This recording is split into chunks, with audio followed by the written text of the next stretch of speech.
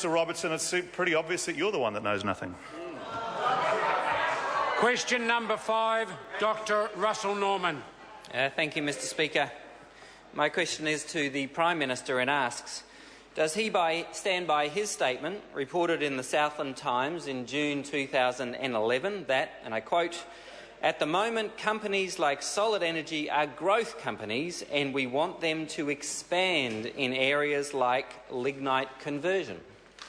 Right, Honourable Prime Minister. This is a yes, and I also said at the time, quote, "We know that there's lots of resource there and we know that they potentially have the capability to convert lignite to urea or diesel, and so we'll see how that progresses." I note, Mr Speaker, that my comments were made 4 months before an independent scoping study on Solid Energy was completed in October 2011. This raised questions about the company's coal price assumptions and its strategic direction, which led to escalating action by the government and a change of business strategy by Solid Energy. Supplementary question, Dr Russell Norman. Thank you, Mr Speaker. Why then did he say yesterday, and I quote, "We didn't agree with the massive expansion of the company," end quote, when manifestly not only did he agree with the massive expansion, he actually encouraged a $2 billion investment into lignite? Right, Honourable Prime Minister. Mr Speaker, see, again, this is where the members want to come into this House and misrepresent comments, make them out to be there and try and fool some people. Here's the answer. The exact question I was asked in relation to the natural resources expansion of $1 billion, and this government did reject that for all of the right reasons, but in terms of the expansions that they made under their own balance sheet, that's right, the government allowed that to take place. I will make the point, though, Mr Speaker, that it's worth remembering this timeline.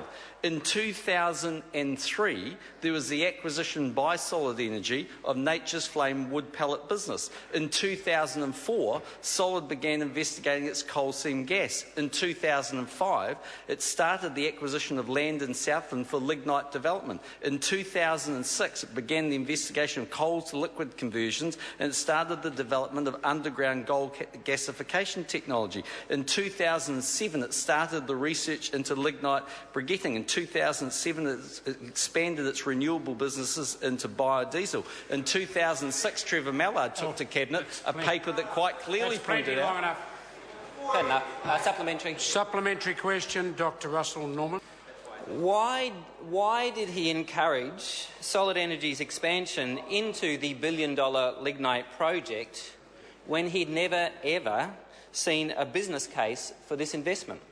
Right, Honourable Prime Minister. Well, Mr Speaker, I think it's worth remembering that Treasury says a business case note is not required because the only specific proposal that was advanced by Solid Energy was the briquette plant, and that was beneath the required threshold. Treasury sets a threshold of $125 million, or did. This government actually reduced that to $50 million, and the briquette plant was $20 to $30 million. I happen to hold the view that there is the potential for lignite. There are many ways actually lignite conversion to take place, and Solid Energy could have advanced those, either because it made super profits in certain areas or it formed a partnership with other partners, which was certainly one option it was considering. To sit there and say that it had to do it purely by itself, on its own, off its own debt, is actually not an accurate statement. Supplementary question.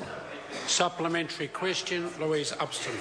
Thank you, Mr Speaker. Has the Prime Minister seen any statements offering advice on the role that the government might play in encouraging state-owned enterprises like Solid Energy to get into new business areas? Mr Speaker, yes, I have. I've seen this statement. While the government is now actively encouraging SOEs to consider this opportunity, ministers don't intend telling them how they might do this. It will be up to SOEs to come up with robust business plans that can preferably be funded off their own balance sheets and that meet the criteria. That, of course, those profound words came from the Minister of SOEs at the time, the Honourable Trevor Mallard, number 21 these days.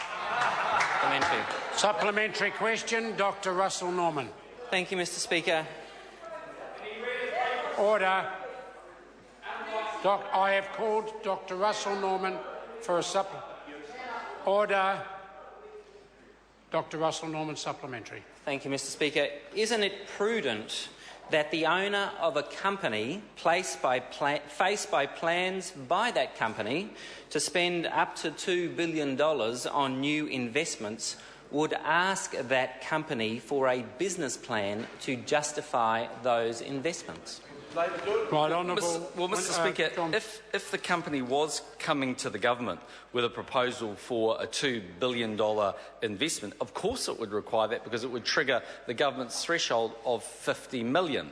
But in fact, actually, that's not the case. What is true is that this company, back in 2003, embarked on a diversification program of a number of assets under a Labor government.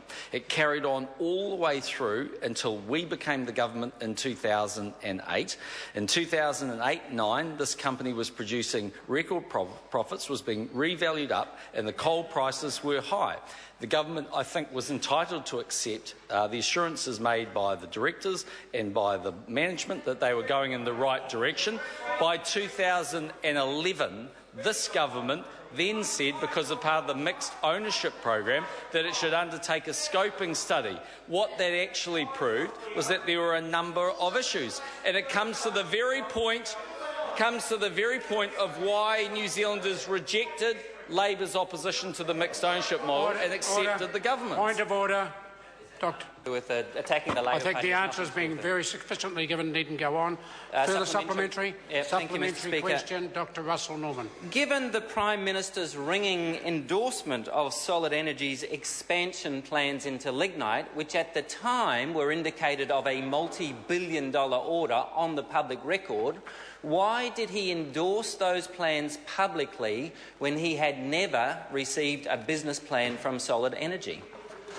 Right, Honourable Speaker, Prime I think Minister. it's quite self-explanatory if you look at the comments I've made. And I've said to the House this afternoon, I genuinely believe that there's the potential for a business opportunity for lignite conversion. The Greens do not agree with that because they're fundamentally opposed to lignite, but it's really important that the member doesn't try to misrepresent the situation. Solid Energy never came to the government with a $2 billion proposal. Solid Energy did come to this government and propose a vastly expanded Solid Energy into a natural resources company. This government rejected that. This government undertook a scoping study in 2011. This government actually stood up to the issues that we saw in that scoping study. Order. And Clayton Cosgrove's been out there telling everybody it's nothing to do with Labor. The answer is quite sufficient. Supplementary question, Dr. Russell Norman. Is the Prime Minister asking the Parliament to believe that in June 2011, when he came out and gave a ringing endorsement of the lignite plans by Solid Energy, he was unaware that those plans involved a multi-billion-dollar investment, and he was very happy to give a ringing endorsement of those plans even though he had never seen a business plan? Right, Honourable Prime Minister. Mr. Speaker, firstly, the member comes to the House and again makes assumptions that there's a ringing endorsement. That's not correct. No, I haven't seen a plan, to the best of my memory, from Solid Energy for a $2 billion expansion. What I have seen and what I was aware of is that the company was keen on expanding its lignite conversion. It had lignite opportunities in Southland. It had many ways it could potentially do that. It started that program under Labor, and as I've been saying during the weekend, Clayton Cosgrove is saying it's nothing to do with Labor. They're up to their necks in it. Supplementary question, Dr. Russell Norman. Order. Order. Order. Would the Honourable Annette King allow the supplementary question, please? On the supplementary question, Thank you. Dr. Russell Norman. Thank you, Mr. Speaker. How can the Prime Minister ask us to believe that he didn't give a ringing endorsement for the lignite plan when his actual statement when he was in Southland was that we want Solid Energy to expand in areas like lignite conversion? How could the management and board of Solid Energy take that as anything other than support from the Prime Minister of New Zealand? Right, Honourable Prime Minister. Mr. Speaker, because the fact that someone may think that there is a business proposal and an opportunity to expand in an area doesn't quantify that. I might happen to think that people should vote for National. Doesn't mean that the number should be 50% or 65%. Just means I happen to think they would do that. I've never seen a $2 billion proposal. What I do know is it started under Labor, and this government has been working hard to resolve those issues.